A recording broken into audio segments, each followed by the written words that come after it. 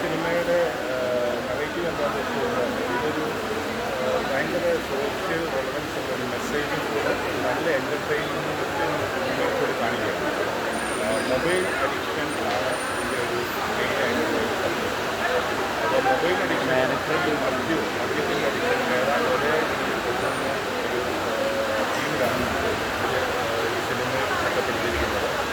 Script writer Sreejith മോഹൻദാസിൻ്റെ അഭിനയിക്കുന്ന script. പിന്നെ നല്ല സസ്പെൻസ് നടന്ന മൂവിയാണ്. ഫാമിലി തീർച്ചയായിട്ടും കണ്ടിരിക്കണം. കാരണം കോമഡി ആദ്യ ഭാഗത്തൊക്കെ മനുഷ്യരുടെ അതിഗംഭീരമൊക്കെ രാവിലെ ഞാൻ ചോദിച്ചപ്പോൾ കുട്ടികളെല്ലാം നന്നായിരിക്കും സീനുകൾ പലതുണ്ട്. അതെന്തുകൊണ്ടാണെന്ന് വെച്ചാൽ നമ്മുടെ വീട്ടിൽ നടക്കുന്ന കാര്യങ്ങൾ അതുപോലെ റിലേറ്റ് ചെയ്യുന്നു. ഇപ്പോൾ മൊബൈൽ കൊടുക്കുന്നതിനെ പറ്റിയുള്ളതും അതുപോലെ തന്നെ പല കാര്യങ്ങളും നമ്മുടെ വീടുകളിൽ റിലേറ്റ് ചെയ്യുക. സാധാരണക്കാരായിരിക്കും ഇത് കൂടുതൽ റിലേറ്റ് ചെയ്യാനായിട്ടുള്ള സാധ്യത.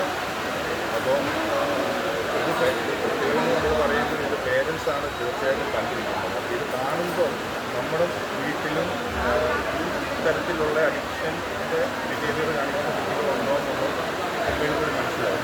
എന്നാൽ നമ്മൾ വീണ്ടും പുറത്തോട്ട് കൊണ്ടുവരാൻ ശ്രമിക്കുന്നത് മൊബൈൽ അഡിക്ഷൻ എന്ന് പറയുന്ന നിസ്സാരമായിട്ട് വരുന്ന ഒരു സാധനത്തിൽ ഈ ഒരു സ്റ്റേജ് മെമോഫോബിയ എന്ന് പറയുന്നത് ലോകത്തെല്ലായിടത്തും മൊബൈൽ അഡിക്ഷൻ ട്രീറ്റ് ചെയ്യുന്നത് മെമോഫോബിയ, അതായത് നോ മൊബൈൽ ഫോബിയ എന്നാണ് പറയുന്നത്. മൊബൈൽ ഇല്ലാതിരിക്കുമ്പോൾ ഉണ്ടാകുന്ന ഒരു വിശ്വാസം.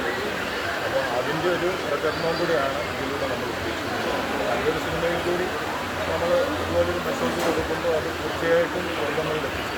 അതാണ് നമ്മുടെ ഒരു മെയിനായിട്ടുള്ള കൊമേഴ്ഷ്യൽ